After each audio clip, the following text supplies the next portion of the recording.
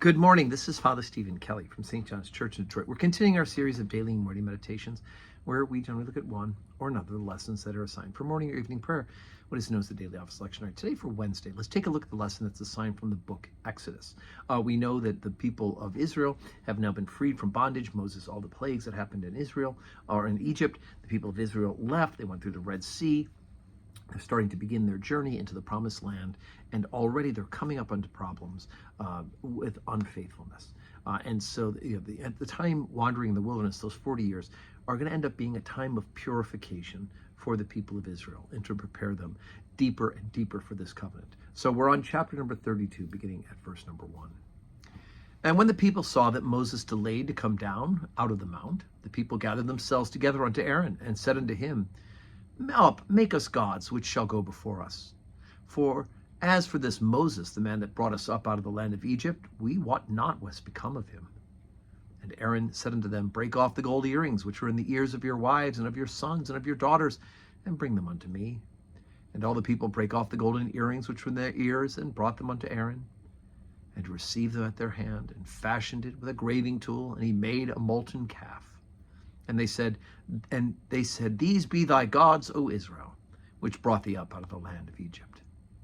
And when Aaron saw it, he built an altar before it. And Aaron made proclamation and said, Tomorrow is a feast to the Lord. And they rose up early on the morrow and offered burnt offerings and brought peace offerings. And the people sat down to eat and drink and rose up to play.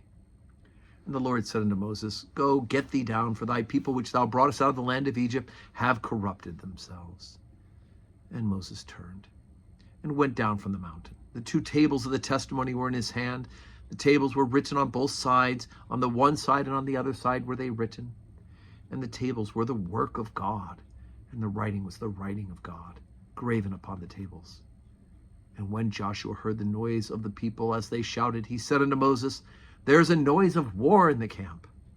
And he said, It is not the voice of them that shout for mastery, neither is the voice of them that cry for being overcome, but it's the noise of them that sing do I hear.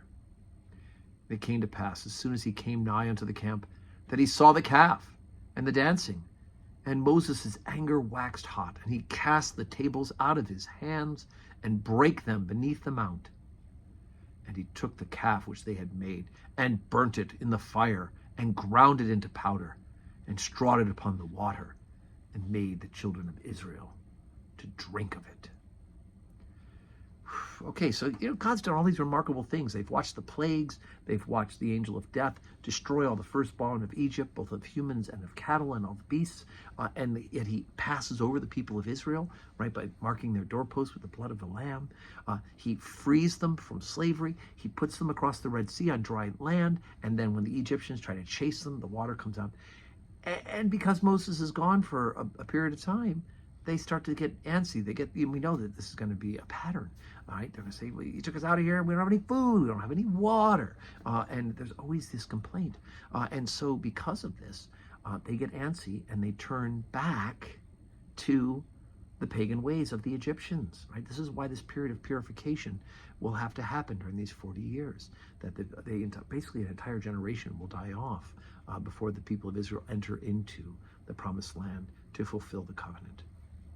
At least to make the covenant be on the hearts and minds of them. And even then, they're not going to quite get it right. It's going to take only until Jesus Christ comes and it be really fulfilled. And quite frankly, the law convinces us and convicts us of sin. But the thought of Moses coming down from that mountain and breaking the tablets, he's so angry at the people of Israel that he breaks the written word of God that God himself wrote on those tablets and takes action immediately against the idol that they had put together. Wow. Okay, so today's Wednesday, and we have Holy Communion 12:15, evening prayer at 4 o'clock. I hope you can join us, and if you can't do it in person, which I hope you could, that'd be great. If not, we'll see you here where you're watching this live stream, and may you have a wonderful Wednesday full of blessings.